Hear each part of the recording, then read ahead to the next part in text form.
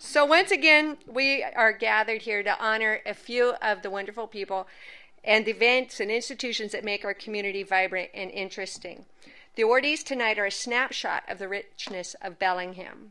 We have so much to be proud of in this community. One of the components of a great community is the availability and accessibility of beauty to all its citizens. Bellingham is a great community. In this regard, and getting greater every year, thanks to everyone in this room and all of those that came before and those that will come after. Now, Seth Fleetwood.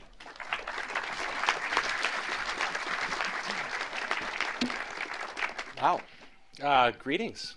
Welcome to the 2013 Mayor's Arts Awards. Of course, everyone's observing that I'm not Mayor Kelly Linville.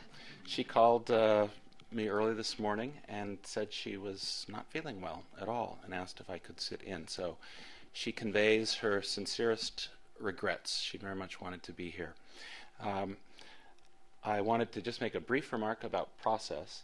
I'm going to announce the winner and then read a brief statement about their accomplishment, and then invite the recipient up, and we will present you with the plaque, and then you can make some remarks.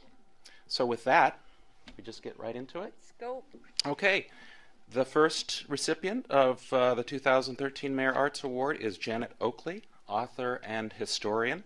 Janet Oakley is an award-winning writer who has published Cup of Comfort, a book of personal essays ranging from the dreams of 4 generations of women in the family to doing drywall after the sudden loss of her husband. Her novels, The Jostling Affair and Tree Soldier, also have received nods from the literary community. She has worked over the past 2 decades in providing historical education to school-aged children in Bellingham and Whatcom County.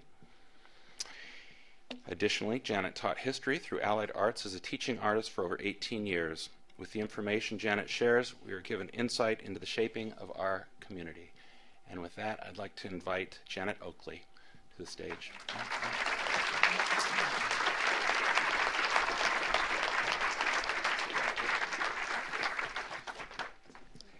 that's awesome.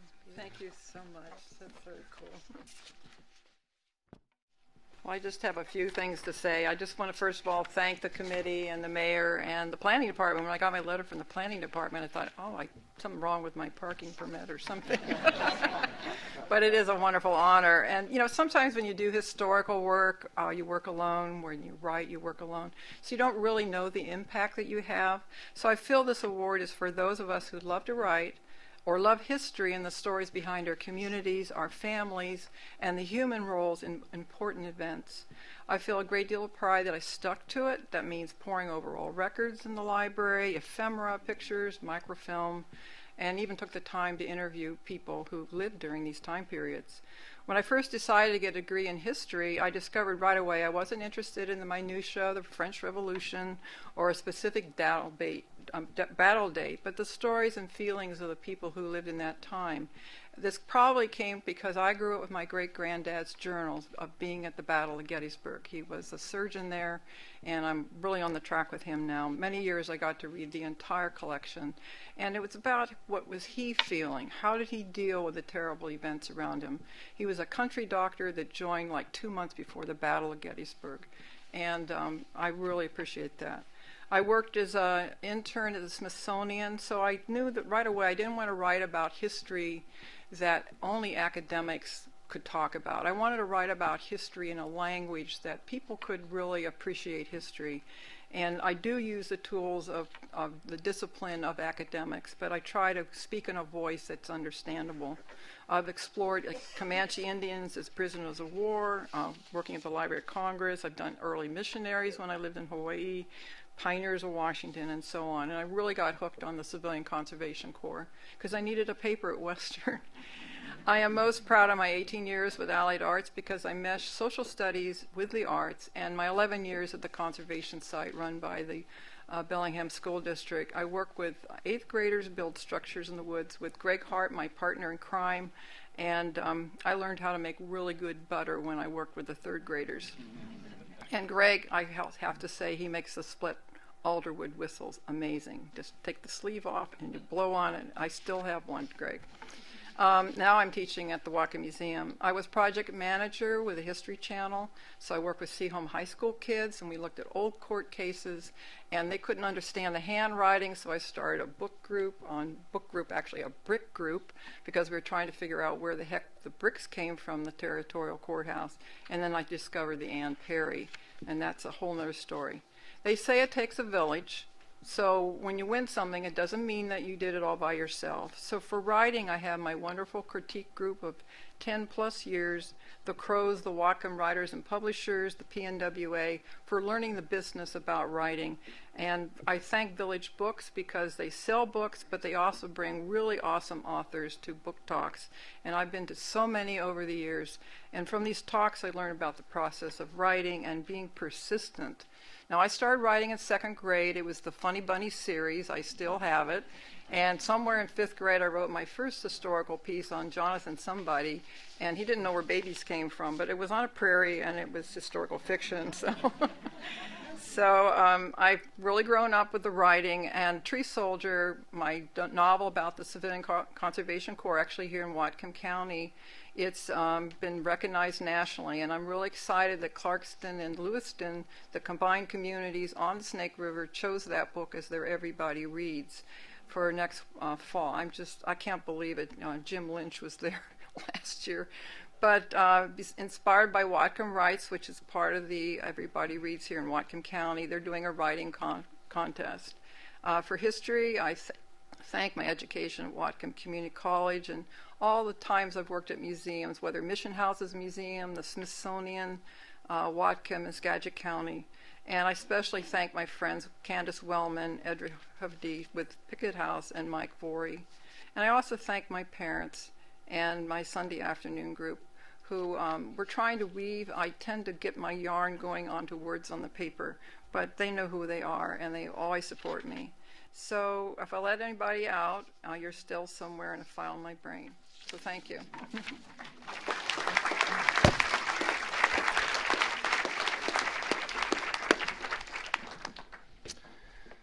The next award winner is Mount Baker Theater for a production of My Fair Lady. As we all know, the Mount Baker Theater is a treasure we are fortunate to have in Bellingham. Year after year, exciting new concerts, shows, and productions appear on the reader board for tourists and locals to flock to.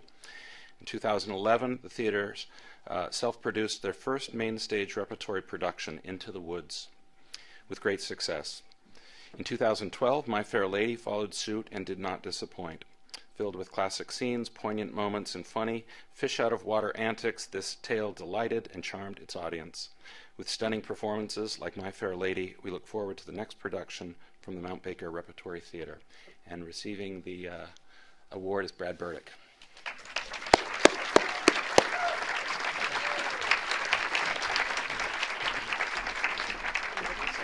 Congratulations. Thank you very much. Yes, thank you. Appreciate it. Well, this is really quite an honor for the theater, and in case you don't know about the REP programs, it's a culmination of a lot of talk and planning from the board's part and a lot of the volunteers' parts. It's been a program that's been growing over the last 7 years, first of all in the Walton Theater, and the last 2 years, of course, with the main stage REP, that we like to call it. And I'd like to just real quickly recognize some of the people. It takes a lot of people to make a big program like this possible and successful. The director this last year was Mark Kuntz. Allison Terry supervised all the production details. Ryan Dudenbosta was the music director. We had a 24-piece professional orchestra. Most of them were from Whatcom County.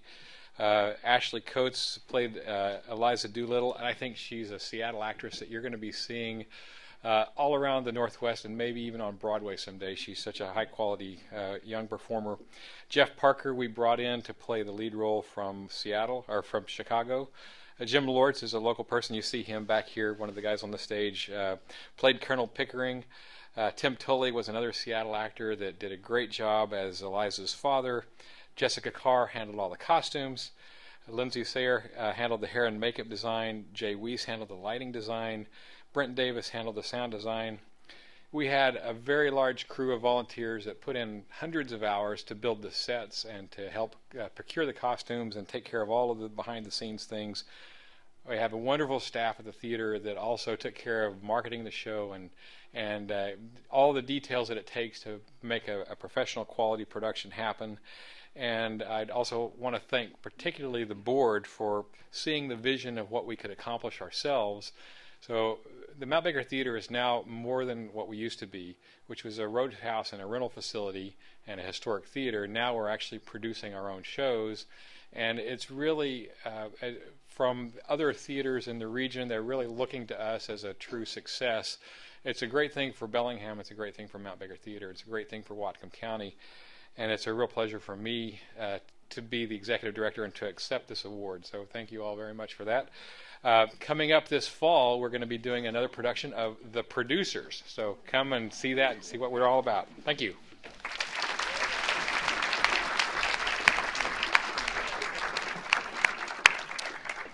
All right, next is Ray Downey, musician with the Whatcom Symphony Orchestra. Ray Downey was the principal clarinetist with the Whatcom Symphony Orchestra from 1989 to 2011.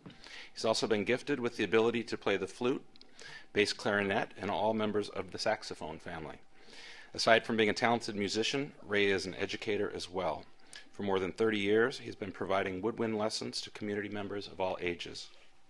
Ray's never-ending patience with new students, learning Twinkle, Twinkle, Little Star, and his seemingly limitless talent is humbling and inspiring. Ray Downey.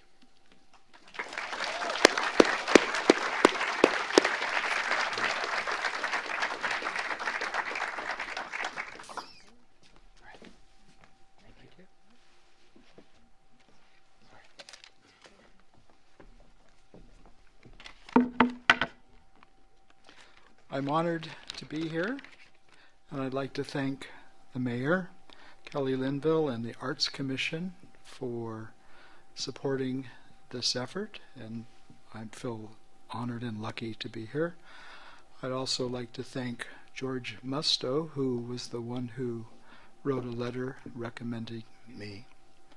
Also like thank my family and my wife Diana for putting up with the times when I'm playing late at night and spending time composing. So I'll be able to shorten my speech because of the lead-in covered a lot of the aspects. My history with the symphony began in 1987 with Nick Bassard, the conductor. He was always trying to recruit me to play, and says, you know, there's a great piece by Prokofiev called Lieutenant Kiji Suite that has a really nice saxophone part, and we're going to schedule that and have you play it.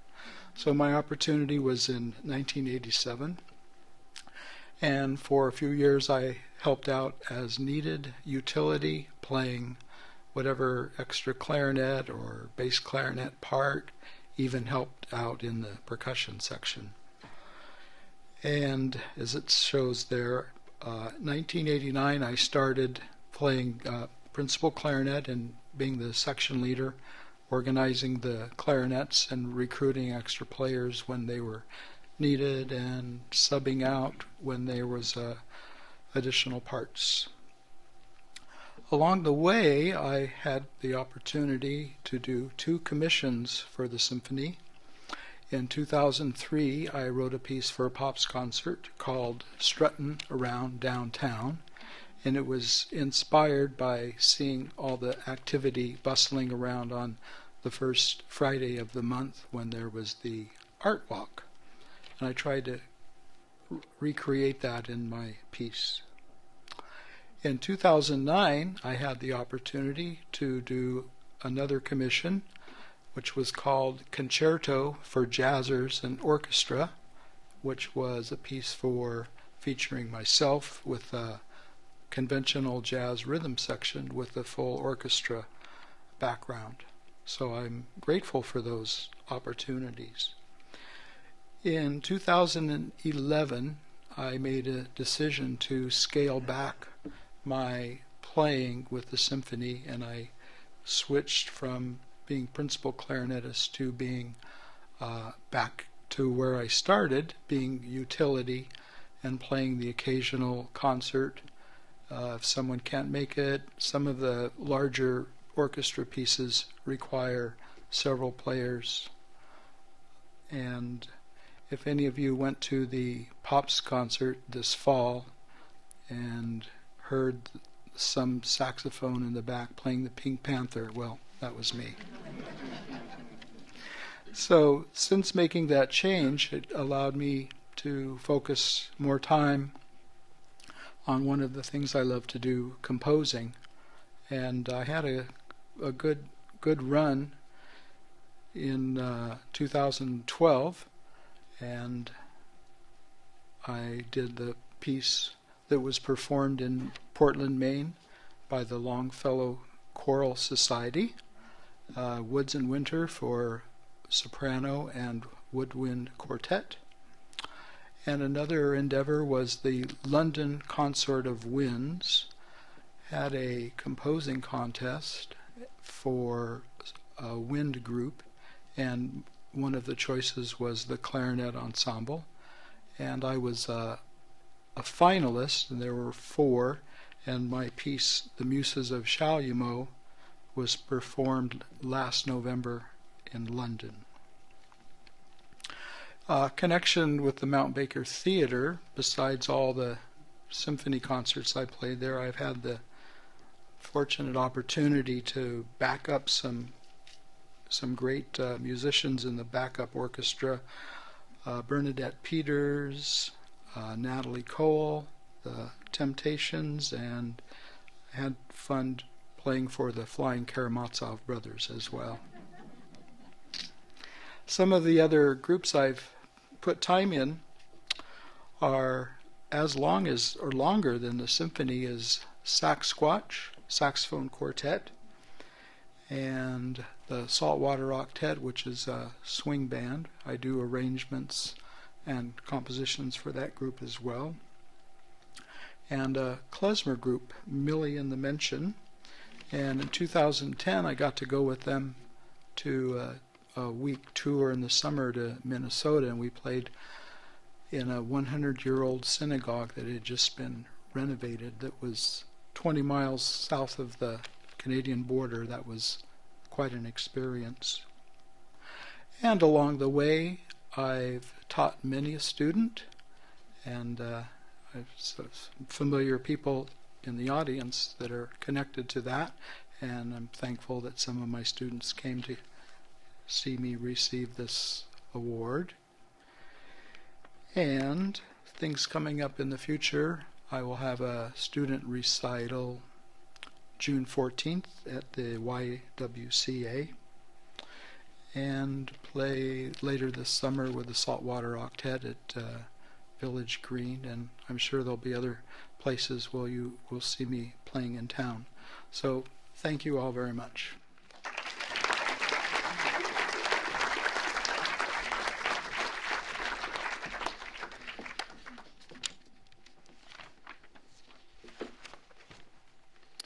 All right, the next recipient is Mary Pat Thuma for her work with the Bellingham Festival of Music. Mary Pat Thuma accepted chairmanship of the Bellingham Festival of Music in 2010. At that time, the festival was struggling to revive itself after closing for a year. Her skills and positive attitude inspired and motivated a hard-working board of directors. Together, they have worked diligently to preserve this quality classical music series, which Bellingham continues to enjoy each summer. Under Mary Pat's leadership, the festival was fortunate to receive a number of rare grants from the National Endowment for the Arts, as well as recognition on a national level, with annual concert broadcasts on NPR.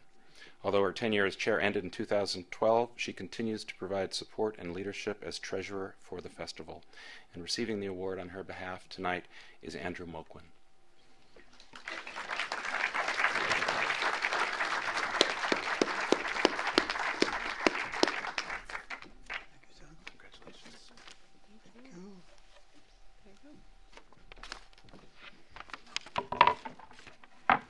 It's wonderful to see all you arts advocates here tonight, and it's wonderful for the city of Bellingham to put on this significant occasion honoring the arts. It's especially wonderful seeing all these young people here tonight who are the future of the arts. Mary Pat Thuma, we know as a leader and a motivator of the arts, as an accomplished CPA, as a good friend to many, and as a dedicated wife and mother Having her priorities in order, it is only in this last role as a mother that she is not here today, as she is taking care of a son who was recently badly injured in an accident. She asked that I accept this Mayor's Arts Award on her behalf and that of the Bellingham Festival of Music, and I am more than honored to do so. Knowing her, she would humbly and gratefully accept this only on behalf of the many volunteers, board members, and patrons of the festival who help make this annual world-class cultural event in our community a reality. This is indeed where the credit is due.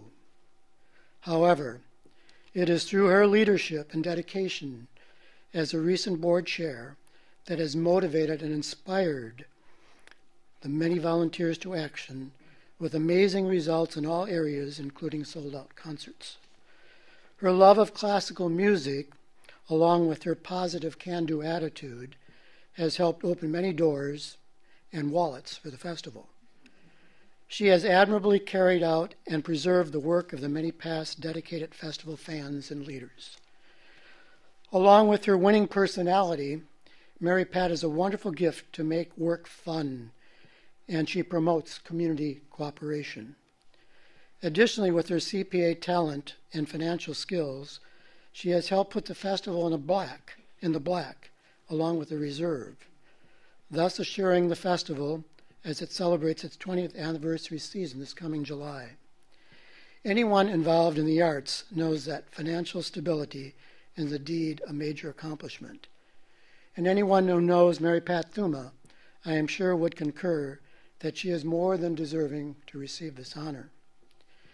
In a note from Mary Pat, she stated that she was shocked and humbled to learn that she was a recipient of this award, as she is not an artist.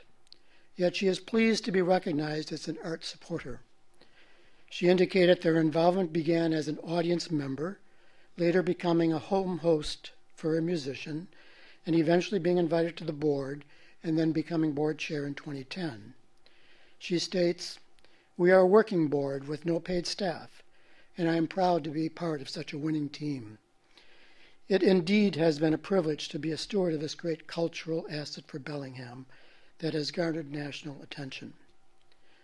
She asked that I convey her sincere congratulations to the other recipients who enhance our cultural life in this community, and express our gratitude to the mayor and to the Bellingham Arts Commission and the community at large for receiving this honor. Thank you very much.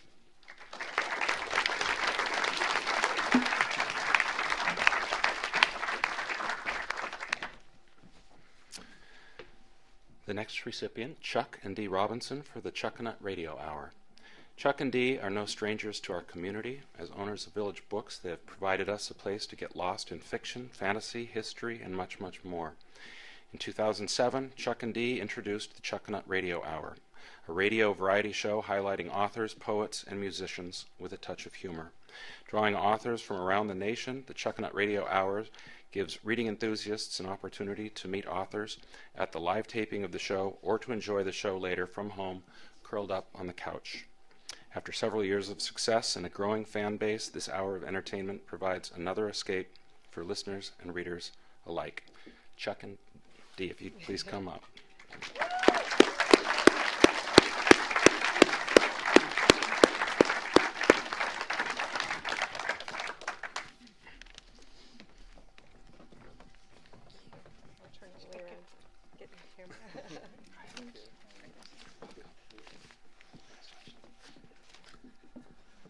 Well, thank you all for coming. A special thank you to the mayor and to the Arts Commission and to the Planning and Community Development. And a very special shout out to Vicki Marshall, who's sitting right over here, who has been a long time attendee, probably attended more shows, well, not more shows than we have, but close. So she's attended a lot. Thank you. Thank you very much, Vicki. Probably no one is more shocked than the two of us that this show is still going after 6.5 years. Putting together a bunch of corny jokes, some music, and author interviews initially came to us through Phil Prince, who came to me to talk about the possibility of getting involved with the community low-power radio station. We told him I told him we were interested. We planned for something, some distance in the future, and then suddenly realized that we had Eric Larson scheduled to come in January. This was in November. He talked to me. Eric had done a show that involved Marconi, and the Radio Museum, through which we were going to be broadcasting the show, had some of Marconi's things from his own lab in their museum. And so we thought, what a more appropriate way to start. And so between November and January of that year, we put on our first show in a snowstorm, which was rather interesting. Eric Larson's been back with us since as a guest. Phil quickly turned over the producing of that show to his wife, Leslie Clark, who was our longtime producer until just this past year. And then Jeff Bender is our new producer of the show, who helps put together all of the pieces and just does a fantastic job with it. We began the show right next door at KMRE, and the studios over there was where we did our first few shows. We moved then to the Leopold, where in the Crystal Ballroom we've done the shows for a number of years. And just recently we moved the show out to WHATCOM Community College. As several people have pointed out, none of these things come together simply or with any couple of people. And so there was a long list of people to thank. At the risk of getting the hook, I'm still going to go through some of these names. And we can be fortunate that we're leaving out the corny jokes that are the part of the radio show that you'll have to come to the show to hear those.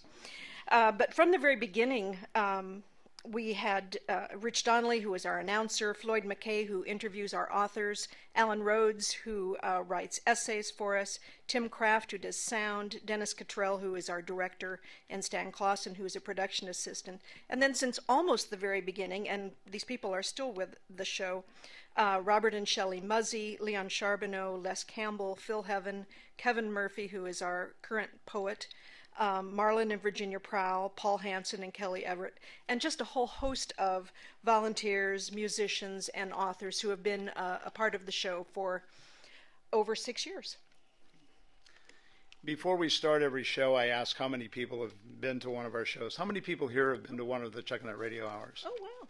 That's pretty good. So where have the rest of you been? I mean, we've only done 65 of them, so I mean, I don't know. I did want to tell you about the next 3 shows very quickly. On May 3rd, we're going to be doing a very special show out at Heiner Theater. It's for the 45th anniversary of WHATCOM Community College, which many of you probably have some connection with or have over the years. That's a very special evening. It's a fundraiser for the Community College Foundation. Tickets are available. Talk to me if you'd like to get tickets. They're only $50 a piece, and they include wine and beer and food and some bad jokes. So on June 20th, then, we'll actually won't be at Heiner. We'll be at Bellingham High School. It's the kickoff of the CHUCKANUT Writers Conference, which we co-sponsor with the community college. A group from Seattle. You may have heard of the Rock Bottom Remainders, that were a bunch of authors who played. There's a new group from Seattle called the Remainders have retired, and now the Rejections are playing. Jenny Shortridge is one of those authors, and Garth Stein will also, who wrote The Art of Racing in the Rain, will be on that evening, and those authors will be interviewed as well. And then on July 16th, Chris Bojalian will be with us. You may know him from some time ago with the book Midwives. He's done a number of other things since then. But come join us at the CHUCKANUT Radio Hour. Thank you very much. Thank you.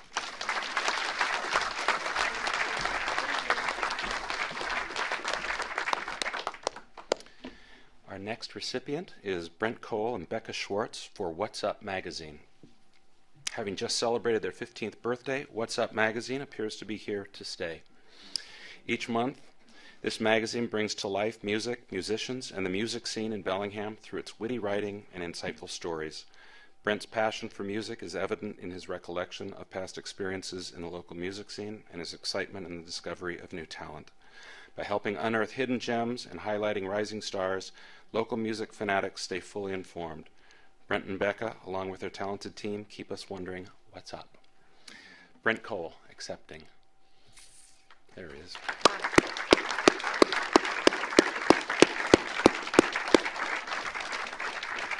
And Becca Schwartz. Schwartz. can just sit. Hey, how you doing? Good. Congratulations. Thank you very much. Good. Thank you. This is an incredible honor. We'd like to thank the mayor and the planning department and the arts commission. What's Up started because there were a bunch of great bands 15 years ago, and nobody was really talking about it. So myself and a couple friends just figured, what the heck, we'll go ahead and give it a shot. We had no business plan, we had no money, nothing, and we just no computers. We actually went up and did it on campus for 2 issues, but we just did it because we loved it. And you know, bands like Death Cab for Cutie were playing, and they've gone on to tour the world and play on Saturday Night Live and whatnot. So it's been a heck of a ride. Becca joined up about 8 years ago, and the paper went from plucky and ragtag to much better and really good. She deserves a lot of the credit for what What's Up is about, and its standing in the community and its quality. And we do have computers now. We're able to get over that hump. Yeah. And I'd like to thank the writers, the advertisers, who obviously we couldn't do this without advertisers, and contributors, everybody that's helped along the way. Is there anything you'd like to add up? Oh, just the community. We're very honored to be recognized. So thank you very much. Yes. Thank you all. We'll keep it going.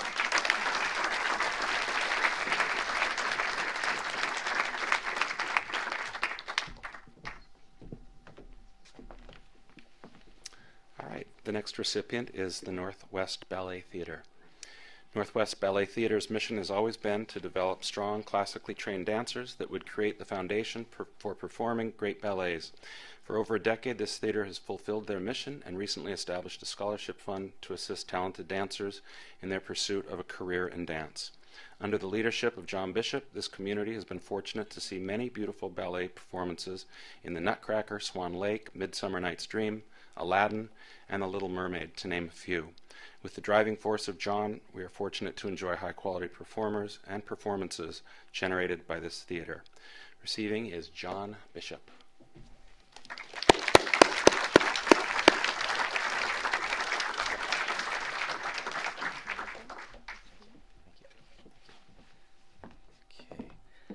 Okay, thank you everyone.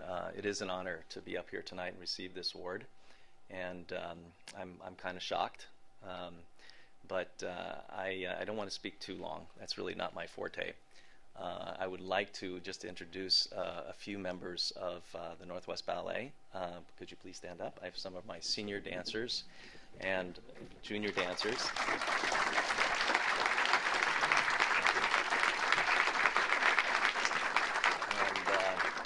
They're really, the reason, and they should be the ones most deserving of the award, because they're the ones who get up and perform, you know, a lot of times under a lot of pressure.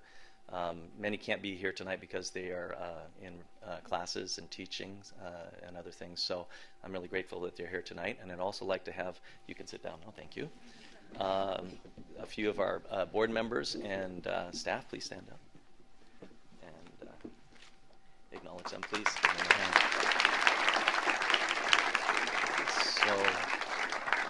So, before I leave the podium, I'd just like to make one short little shameless plug. Cinderella, June 1st and 2nd at Mount Baker Theater. I hope you can come. It's going to be a kind of a jewel in the crown of our 15th anniversary. Thank you.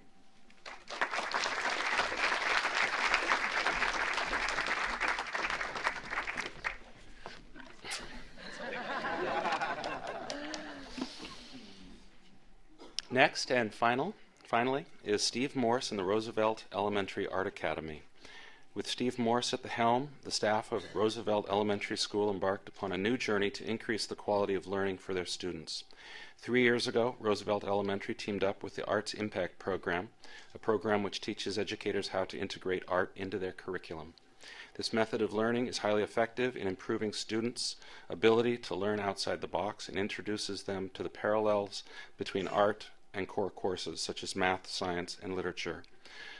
During a time when art was being put on the back burner, Steve made it front and center. Leadership like this is inspiring and crucial to the vitality of the arts and the innovativeness of our children. Steve Morse.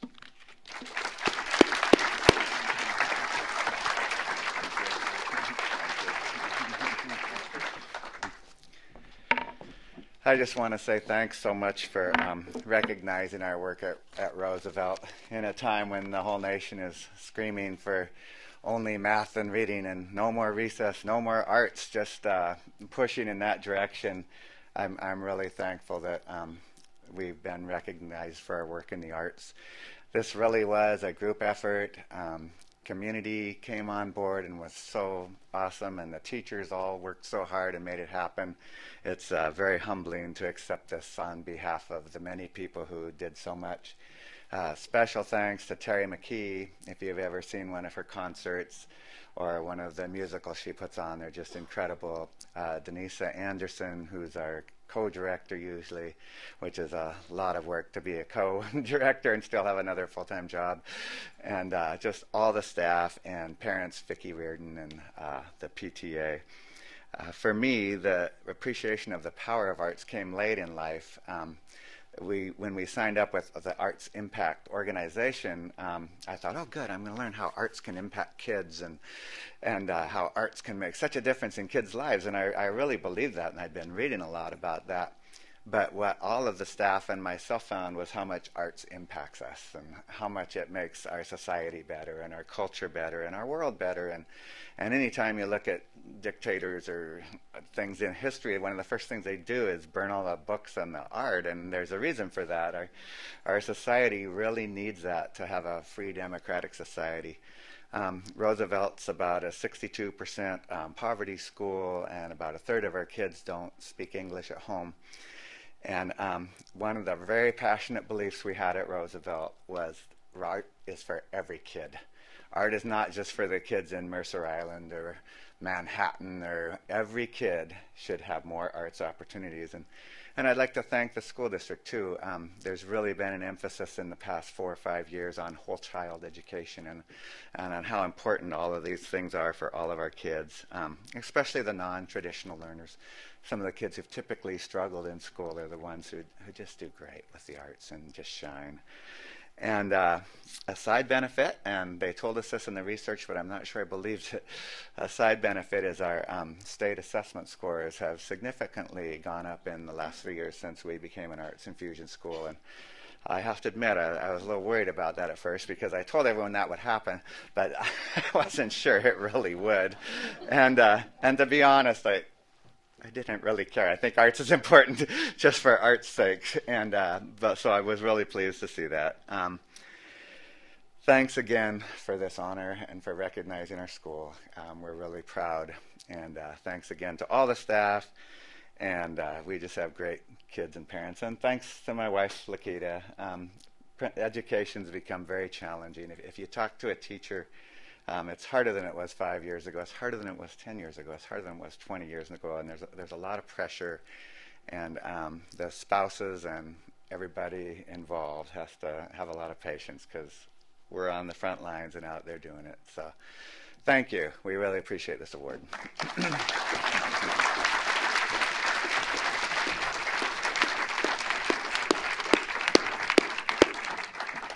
Well, just like that, this ceremony comes to an end. I want to thank everybody for coming tonight. I want to thank the Pickford for making the space available. And on behalf of Mayor Kelly Linville, I'd just like to have one more round of applause for all of the award winners. And thank you, Alex Wiley, Arts Commission. So we have a couple minutes left, and if everybody wants to go out into the lobby and enjoy some refreshments and meet and greet each other, thank you everyone for your support of the arts. Believe in the arts, build the arts. Our community would not be what it is without all of you and everyone that you know. And thank you, each and every one of you. Thanks.